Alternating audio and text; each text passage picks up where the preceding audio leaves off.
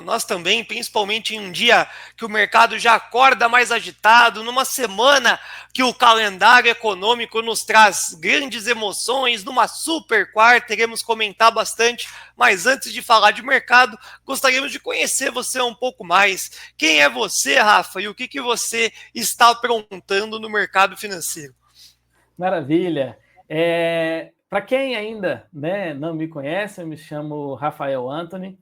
Eu sou precursor do Market Profile no Brasil. O Market Profile ela é uma ferramenta criada lá na década de 80 na Bolsa de Chicago, que hoje nós conhecemos como CME, mas na época era CBOT, criado por um dos diretores dessa bolsa. Eu tenho como formação acadêmica a aviação, né, sou formado em ciências aeronáuticas e sou piloto comercial, mas eu conheci o mercado em 2007, 2008, e acabei deixando algumas ações ali da Petrobras, acreditando que seria a minha aposentadoria.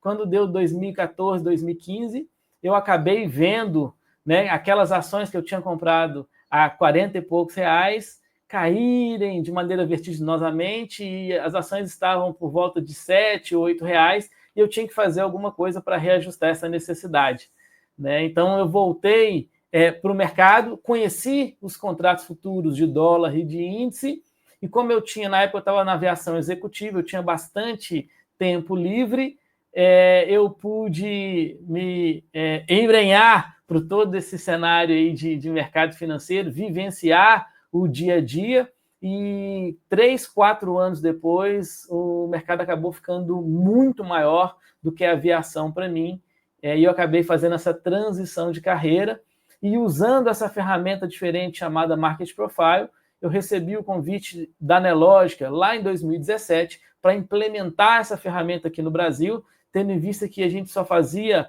por meio de planilhas, devido à dificuldade de ter outras plataformas que aderissem o uso do Market Profile.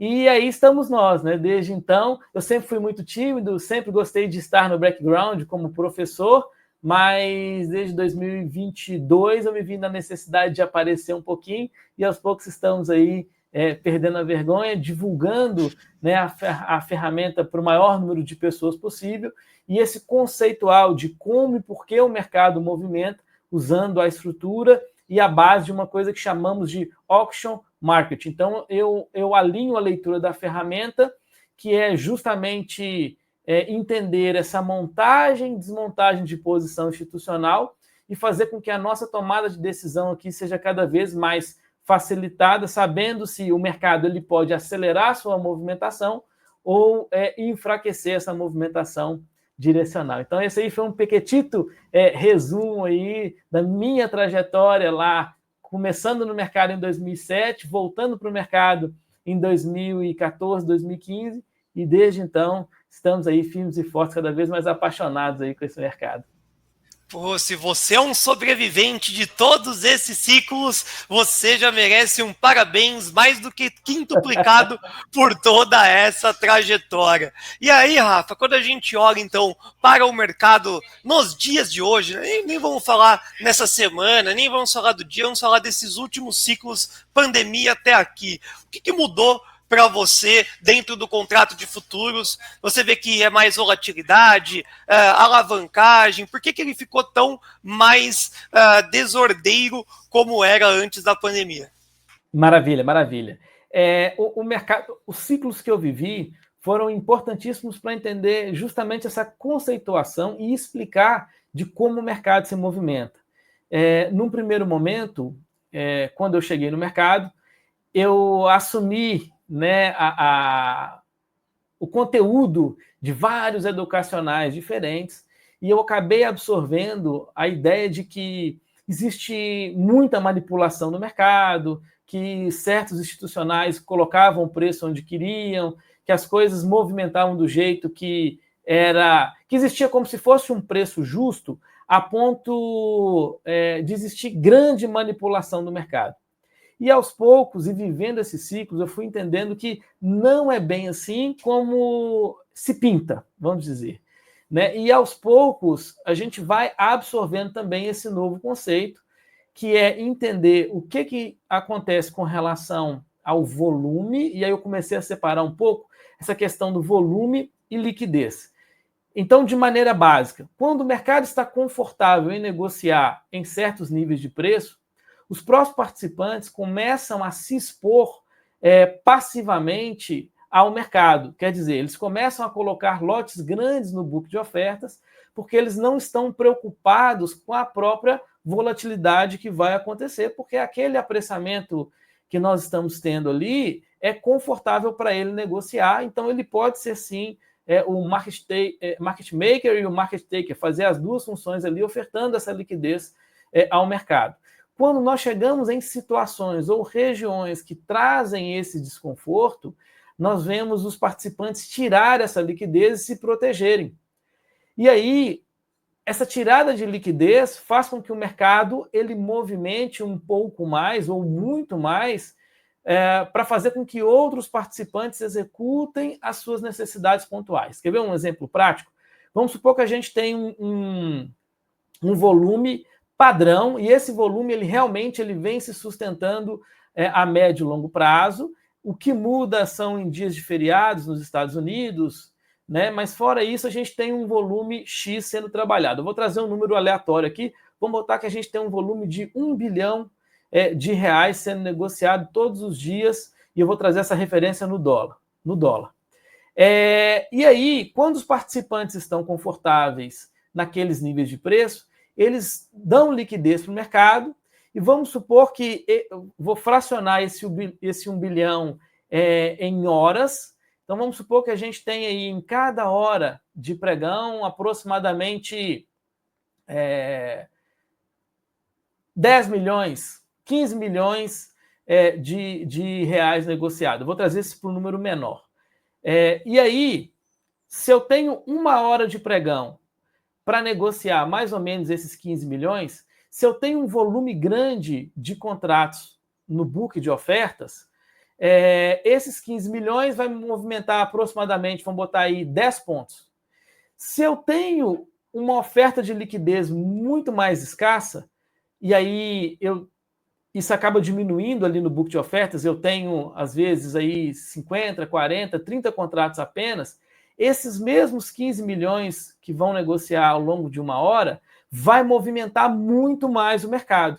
Só que o volume ele não deixa de ser os mesmos 15 milhões, mas a volatilidade inserida no mercado ela aumenta bastante. Então, fazendo um exercício em dia de payroll, por exemplo, nós vemos grande volatilidade, grandes movimentações, e isso acontece não porque o institucional conseguiu ali, em alguns segundos, ler todo o relatório do payroll e montar ou desmontar a sua posição, mas é porque o institucional, com base no risco, ele tira essa liquidez do mercado, e qualquer agressão, mesmo que pequena, vai movimentar bastante o mercado para cima ou para baixo, o ativo, né, para cima ou para baixo. Então, a própria volatilidade trazida, né, em momentos específicos, ela é proporcional ao que o mercado espera. E isso também está inserido com relação aos níveis de preço e o que seria o ideal para negociar. Então, num primeiro momento, quando nós acompanhamos aquela puxada lá eu sou da época dos 3,10, 3,20, o mercado preso andando 20 pontos por dia, e depois ele começa a dar uma puxada e ele vem para próximo dessa região que nós estamos trabalhando aqui dos 5,90, e aí começamos a ver aí 140, 130 pontos por dia era o natural, o volume negociado ele era o mesmo. O que mudou para um mercado movimentar 30 pontos e para o outro mercado movimentar aí uma média de 120, 130, 140? A exposição no book. Então, lá atrás, em 2016, 2017, nós tínhamos no book do dólar, principalmente ali no contrato cheio, uma média de 180, 200, 250 contratos. Quando nós fomos pegar essa movimentação com grande volatilidade próximo dos 5,90, que foi o topo histórico durante um bom período, nós passamos a ter 25, 35 contratos apenas, né? Então, a própria situação e necessidade começa a nos contar essa história. E aí, enxergando e observando o próprio book de ofertas, eu já sei o que esperar, do mercado nesse período, nesse momento ou nesse dia.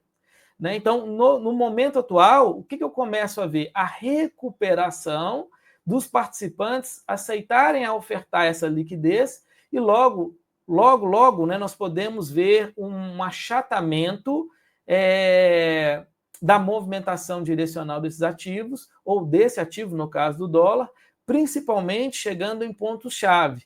Né? Então, a dificuldade dele perder essa região dos 5,90, e o Market Profile ele me ajuda a contar essa história para antecipar a essa possibilidade. Porque eu consigo ver no curto prazo se o institucional montou ou desmontou posição nesses níveis de preço, e quando o mercado retorna a esses níveis de preço, o institucional ele volta a negociar.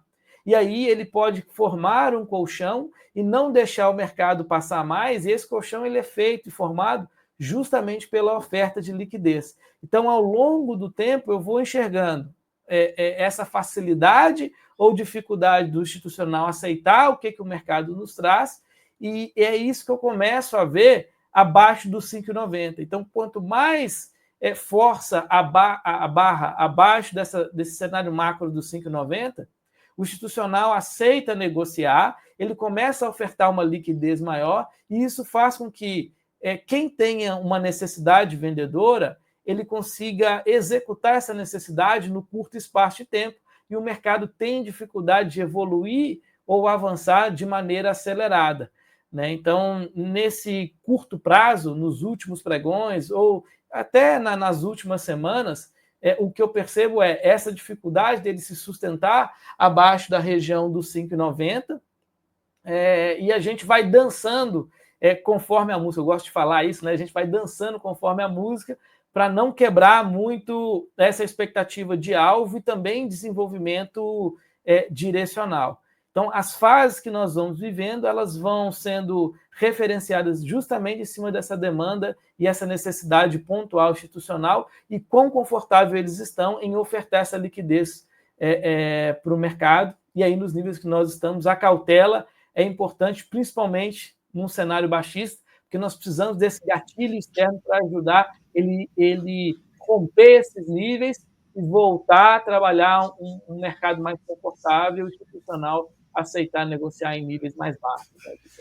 Pô, sensacional, Rafa. Deu aula, literalmente. A urgência da precificação me exige comentar algumas coisas adicionais, que olha lá, deu algo no índice, Ale. Tivemos uma forte pressão compradora após a abertura do mercado à vista, que nos leva, então, para mais um alvo no índice futuro. Cuidado, pessoal, tem o pregão inteiro ainda. Segura a emoção. Já o Dolinha também, aparentemente, chegando em um alvo, chegando num grandíssimo suporte, como o Rafa estava comentando, abaixo dos 5,90, tem grandes dificuldades, e aí eu vou, inclusive, tirar uma dúvida com ele a respeito dessa oratória. E aí tá lá, a turma que vendeu no high-low, vendeu lá no 48, que delícia, já tá lavando a égua literalmente, começando um dia aí, a segunda-feira com o pé direito, descendo vendido, cinetando, botando dinheiro no bolso. O Vozão Trader escreveu o seu nome, vamos ver aqui, ó. Anthony, meu querido, manda muito bem, sempre trazendo insights valiosos e agregando conhecimento. Eu vou voltar com você para trazer uma pergunta, então, que eu acho que pode ter ficado a dúvida para a galera enquanto você discursava. 5,90, então, virou como se fosse um ponto bipolar, a faixa de Gaza, 5,90, o contexto acaba sendo uma defesa mais compradora, e aí só vai o institucional aceitar o preço do Haddad lá na região dos 5,70 com algum outro fator externo, seria basicamente isso? Isso mesmo, porque essa é justamente a referência que nós tivemos no curto prazo, fazendo essa movimentação de baixo para cima. Então, nós precisamos desse novo gatilho, ou esse novo insight que está fora do mercado, né, para sinalizar essa nova referência e ele vir buscar novas referências para baixo. Se eu puder compartilhar minha tela rapidinho, eu não sei como é que, Opa, é a dinâmica. Por favor, fica à vontade. Então, só um minutinho. Subiu a turma, vai mandando bala, porque inclusive você trouxe a audiência aí, tem a Márcia mandando um alô para você, tem também o Postil, colocando, esse é meu mestre Anthony, sabe muito, a turma tá por aqui agradecendo aí os seus insights e a sua aula. Subindo então a sua tela para ficar ainda mais visual para a turma. Se liga, pessoal, está na tela para todo mundo aprender. Pessoal, são os nossos companheiros de trabalho, agradeço demais a presença aí. Todos os dias nós aprendemos um pouquinho também juntos. Né? Para quem não conhece, esse é o Market Profile, são essas letrinhas. Né? Eu vou dar um zoom rapidinho aqui, para a gente entender. São essas letras, cada letra corresponde a 30 minutos de pregão.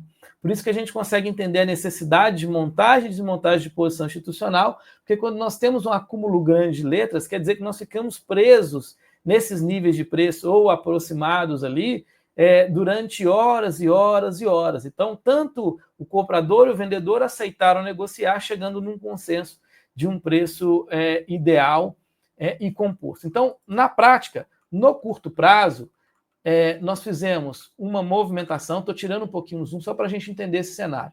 Nós viemos fazer essa movimentação lá de trás. Então, nós temos o mercado preso aqui embaixo, ó, nessa região, onde ele bate lá nos 5,90, retrai para os 5,70, volta para os 5,80 e ficamos presos aqui durante muitos dias. Então, eu tenho um volume negociado financeiro aqui gigantesco. Se cada dia eu tenho uma média de 300 mil contratos negociados, então aqui eu tenho milhões de contratos negociados, né? 1 milhão, 2 milhões, quase 3 milhões de contratos negociados aqui, e de repente, em um pregão ou 2 pregões, ele vai para a região dos R$6 e vai para a região dos 6,10. Então, essa evolução ela é muito grande. Então, continuando essa narrativa, quer dizer o seguinte: o mercado mudou de patamar. Ele saiu dos 5,80, veio buscar novos níveis de preço, não sustentou o movimento ainda, ele retrai trabalhando de 10 em 10 centavos, que são os preços chaves que saem aí no mercado à vista, e aí ele consegue dar uma estilingada no 5,90. Então, o 5,90 forma o pivô, ele vem, acumula, faz um movimento para alta, retrai, para buscar novamente novas máximas, e buscou a região dos 6,30.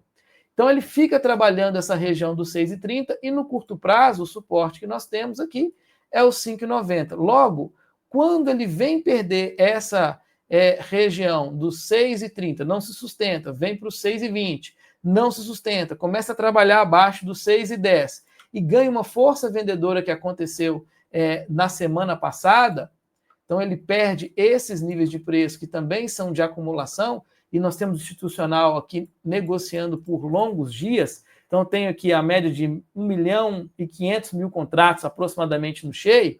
Quando ele perde, ele acelera o seu direcional, voltando àquele fundo deixado lá no dia 12 de dezembro, que foi onde ele retestou os 5,90.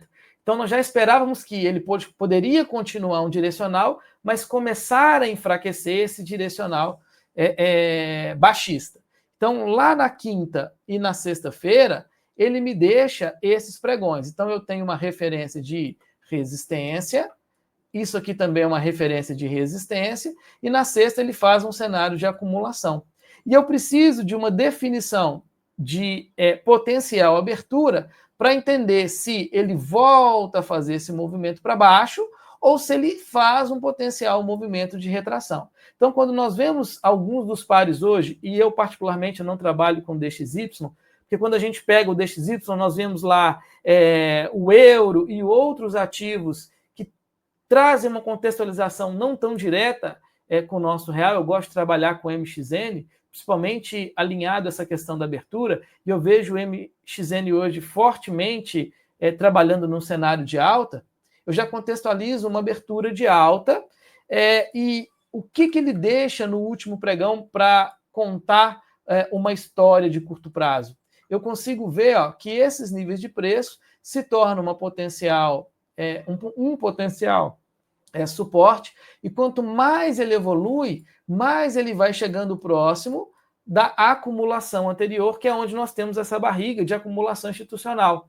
Então, na prática, quanto mais o vendedor, a partir daqui, começa a forçar esse movimento para baixo, logo, logo, naquela região ali do 17,5, ele inverte o sinal. Ele começa a ficar negativo, não alinha mais com a relação do MXN, e aqui nós podemos ter o institucional comprador ofertando essa liquidez no book de ofertas e absorvendo o mercado. Então, eu consigo usar esse mesmo dia anterior como potencial de suporte, usando as referências que ele fez de movimentação, né, anterior ou movimentou anteriormente, ou até as próprias movimentações dos pontos do profile que a gente vai tendo. Então, quanto mais ele evolui, mais ele vai chegando próximo de uma referência compradora, aonde esse institucional aceita negociar.